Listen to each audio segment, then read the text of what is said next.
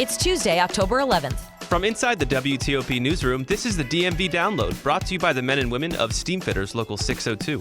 Get an estimate and learn more at steamfitters-602.org. Today, a home on an island with a mysterious past dating back to the Civil War is going up for sale for the first time in a half-century.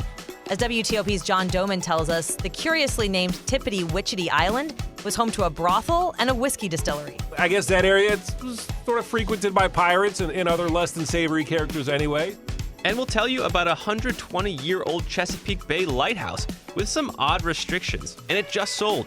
WTOP's Michelle Bash tells us why the new owner has to share their keys with the Coast Guard and the Navy. The lighthouse is located in a surface warfare area for the U.S. Navy. That means they do surface warfare testing. Thanks for joining us. I'm Megan Cloherty. And I'm Luke Garrett. In the St. Mary's River Sanctuary, where the Potomac River meets the Chesapeake Bay, you'll find a 5-acre private island with a dock, a pool, a modest 3-bedroom house, and a lot of history and some mystery. Yeah, WTOP's John Domen is here to tell us about the private island that few of us have heard of, but holds a place in Maryland history. John, there are different stories, basically, about a lot this of different stories. Tippity Wichity Island. What a name. Where arrowheads and Native American pottery shards have been discovered. But as far as who first purchased the island, the land records go back to the Civil War.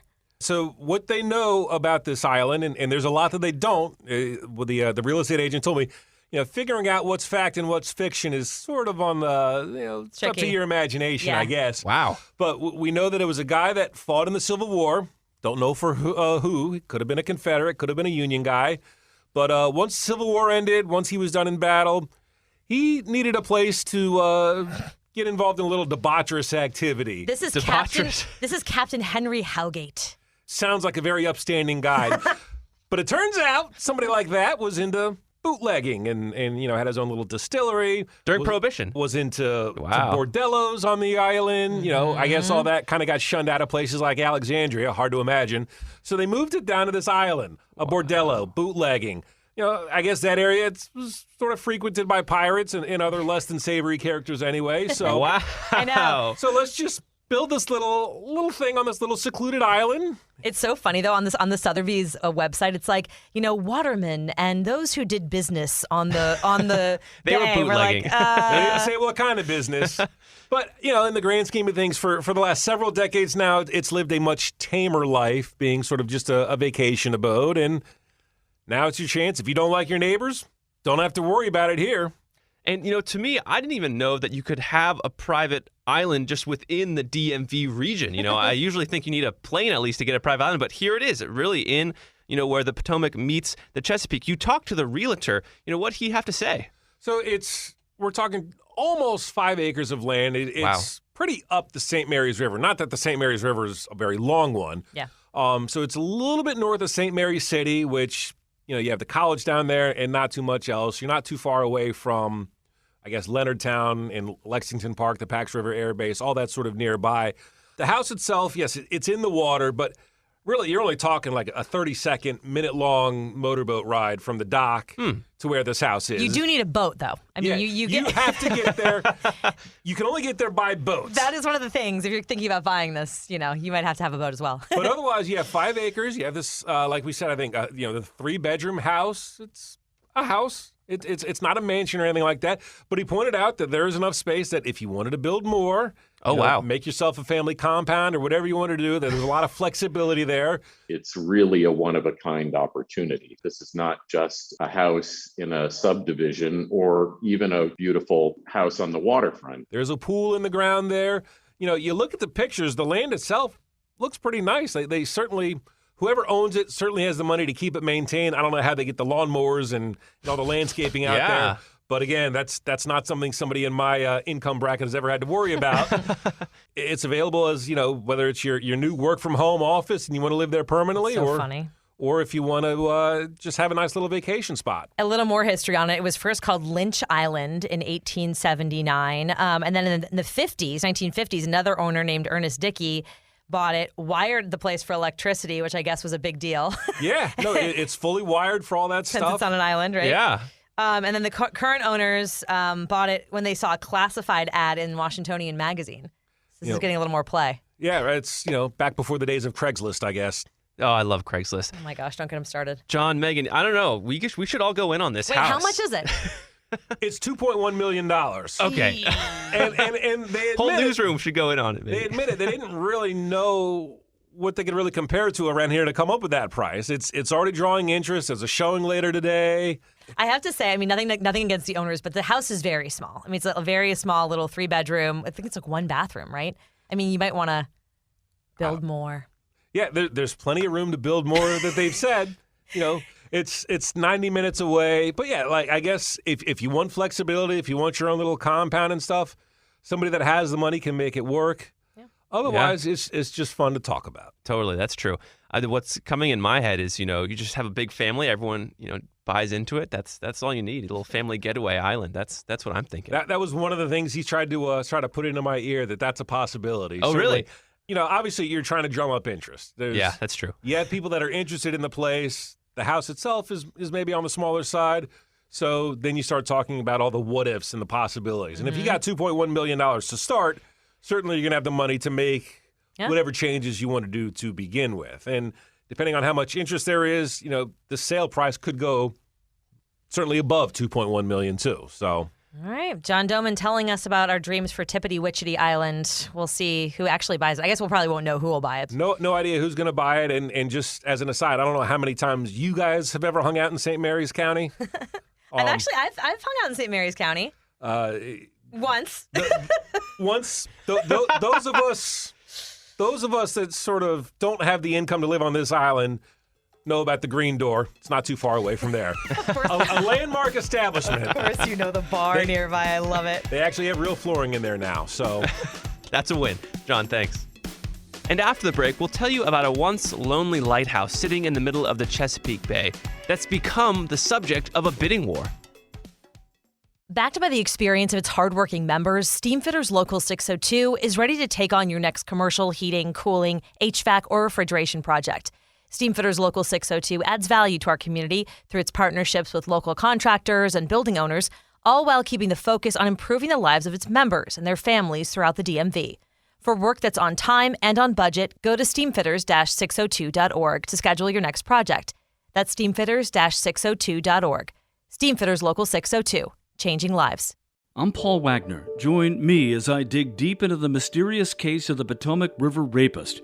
Listen to Unknown Subject, Season 3 of WTOP's award-winning American Nightmare podcast series, available now wherever you get your podcasts. A lonely lighthouse in the middle of the Chesapeake Bay became the subject of conversation this summer when the government listed it for sale for $15,000. For a month, it went without any offers, but we learned last week it just got sold for 10 times that amount. There were a couple of big contingencies when it came to buying the Hooper Island Lighthouse on the Chesapeake Bay, which we should say is a working lighthouse. Joining us to talk about it is WTOP's Michelle Bash, who covered the story and is just super interested in it. Michelle, thanks for being here. Absolutely. So we were all interested when the lighthouse was first listed for sale, and it's not in the best of shape and needs a little rehab, but can you tell us what we know about the Sparkplug Lighthouse? Well, it's 120 years old, built in 1902. It's 4 stories. It's a caisson-style lighthouse, so it sticks straight up out of the bay. This is in the middle of the bay. It has no dock. There's just a ship ladder, it's called, where you would just climb up a ladder to get into it. So in terms of even visiting the lighthouse, it would be difficult. Right. You definitely need a boat to get there. And we mentioned there were some significant drawbacks to owning this 4-story lighthouse, and some of them do with where it's located and, what's being done around it. Right. The new owner, who has not been revealed yet, we don't know who it is, has to sign a agreement with the U.S. Navy. Now, the reason for that is the lighthouse is located in a surface warfare area for the U.S. Navy. That means they do surface warfare testing in the area of the lighthouse. So they want to be in touch with whoever visits and maintains the lighthouse, the new owner, in case they're scheduling testing. They want you to clear out because you could be in the way of their testing. And that's why you can't stay there, right? I mean, which I think was the biggest thing to me is you're not actually allowed to overnight there. Exactly. I was told the only way you could overnight there as if you were doing construction work, rehab work inside, and you were working all day, and I guess you had to stay overnight because you were all tuckered out. Yeah. But you can't stay there. You can't have it as like a residence. You can't rent it out as an Airbnb. Such a bummer. So of course, we were going around the newsroom trying to come up with things we could do with this lighthouse. Right, it was right. fun. I mean, the Airbnb thing, it sounds so cool, but yeah, that's a huge drawback. Right. I mean, especially when you consider someone paid, six figures for this place. I mean, what are the reasons behind that? And as a cherry on top, it's also a National Historic Landmark. Does that bring any, requirements with that designation? Yeah, in order to maintain it, the new owner needs to follow historic preservation rules. So if there's any, repairs that need to be made, if there are any additions that person wants to make, they have to go through a process where it's approved by maybe a historic preservation board in Dorchester County, Maryland. This is considered the area of Dorchester, part of Dorchester County, even though it's surrounded by water. So they would have to get permission through Dorchester County to do anything. The General Services Administration is actually what, the agency that put it up for sale. But it took a while to get bids, Michelle. Like, we were watching this thing and it didn't get bids for like a month or something. How much did it sell for? And do we know how that process went? It didn't get bids for, I believe, almost a month. And then September came around because the auction started in early August. Yeah, August 8th is when it started. And it ended September 23rd. And how it works is, if there's no bids, they can extend it. They set an end date, and this auction actually went past the end date because what happens is when people start to bid and there's activity, then the GSA extends the auction a little longer to see if there are more bids. Yeah. So it got extended an extra 2 days, and it ended with a closing bid of $192,000.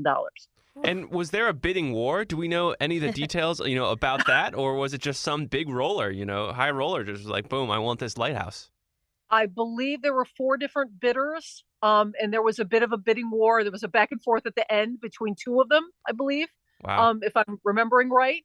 So there were 2 people that apparently really wanted it and went back and forth, and then the auction closed, and there you have it. So I'm really interested to see what happens with this place next, because as we talked about, there's so many limitations on what you can do. One thing we haven't talked about in detail really is it is a working lighthouse. That means the Coast Guard has to maintain the light at the top because it's used for navigation.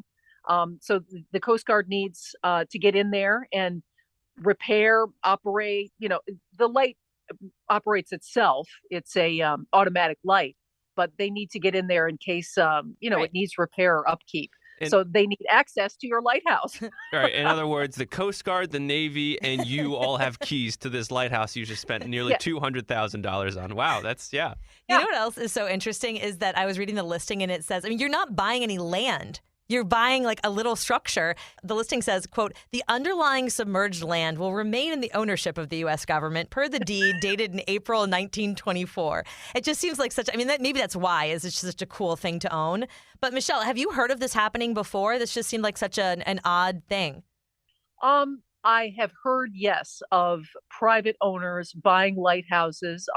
In fact, the man I interviewed with the GSA was telling me about, I believe it's 2 or 3 other lighthouses in California that sold just this past year. I don't know if they were all sold to individuals. Yeah. But I have heard of individuals owning lighthouses, even in the Chesapeake Bay, and just keeping them for themselves and for friends to go visit. There's another lighthouse that is owned by a group. That one is off of Annapolis. That is being kept for historic preservation reasons, just for visitors to see. It's being kept just as it was in the olden days.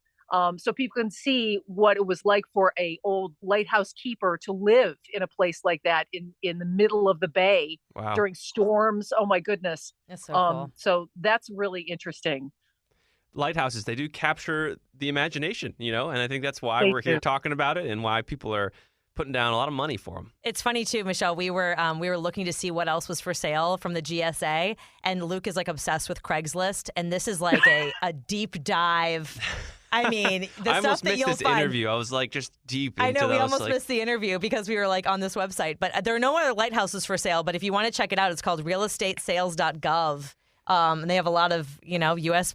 government property that's for sale. Michelle Bash letting us know what it's like to go after a lighthouse. We need to find the people who actually own the lighthouses around us and make friends. Oh, for sure. Yeah. Oh, yeah.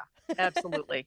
I want to go out there. The problem is, like I said, we got a ship ladder. If we're going to that lighthouse, there's just a ship ladder that goes straight into the water. So you've got to apparently take a boat out there and anchor it, and then get in a smaller boat and somehow get over to the ladder and then like tie off your boat. Sounds fun, honestly. It sounds like a challenge. Thanks, Michelle, for bringing us the story. We appreciate it. Thank you. And before we go, Megan Cloherty is back from her weekend trip, which started off kind of rough. I had such a hard time. Friday morning, we took the long weekend, so Friday morning we oversleep, by the way, by like a half hour. Ugh. Not like devastatingly, but it was an early morning flight, and Anxiety the worst started. thing happens. Exactly. So you wake up like, oh no. And so we're rushing to get out the door. We get out the door. I'm like, okay, all of our buffer time is gone. But if everything goes perfectly, which obviously, it doesn't, we'll be fine. We'll make it to Dulles. Oh, man. So we're driving to Dulles, and you hear this like, da-dum. Oh, no. And I literally was like, no. Not the tire. And then you hear, da-dum, da-dum, da-dum. And I was like, oh, crap. So we pull over, tires totally flat. And we're like on a little bit of an incline, I guess. Right. So we kept trying to use the jack, and this crappy jack just kept like folding. Like it wasn't able to like get a flat surface. Yeah, exactly. So this is like 7 a.m. And you guys are on the expressway? We're on the toll road, on like the side of the toll road. So we're calling for help because we obviously need somebody who has like a legit jack to come help us. Yeah. And nobody's open because it's 7 a.m. Ugh. So we wait for 2 hours on just hanging out, missing our flight, by the way. You see the plane. Right. We see the planes go by. I'm like, there it is. Finally get the tire changed, and then obviously have to go buy a new tire, have to rebook both flights for my husband and I, and pay the change fee. So we're just sitting there. Now we're hungry, and I'm like, I guess we're going out to lunch. Like, I guess we're just So you guys spending had like 8 hours, right? all of our money. Yeah, the next flight that was like reasonable to go out on was like 8 hours later. Wow. But what'd you do in that time? This is my favorite part of the story. So we went and got like a bagel sandwiches or whatever, and then I was like, well, I don't want to drive all the way back home because we were out in, I think, Sterling. Yeah. So we went to Topgolf. Boom. Little celebration, little flat tire change flight celebration. Why not? It was one of those things, like you have the day off. I can't actually be where I want to be, but what can we do that's fun, So yeah, we went to Topgolf and then eventually made it to the airport. Yep, making lemonade out of lemons there, Out of rotten Luke. lemons. Yeah, very pulpy lemonade. Well, I like the story. But the trip was fun. We went to Colorado and it all worked out, so. Boom. Yeah. That'll do it for us today on the DMV Download. This show is brought to you by Steamfitters Local 602. Our managing editor is Craig Schwab, and our music is by Real World. Leave us a review and rate our show if you get the chance. And thank you to those listeners who sent us some story ideas. We want more. So send us those, and we're working on the story ideas you sent us. We're posting on social media every day. Become a VIP listener at dmvdownload.com. The DMV Download is a product of WTOP News. Listen on 103.5 FM in the D.C. area, 107.7 FM in Virginia, 103.9 FM in Frederick, Maryland, online at WTOP.com, and on the WTOP News app. Have a good night, and we'll see you tomorrow.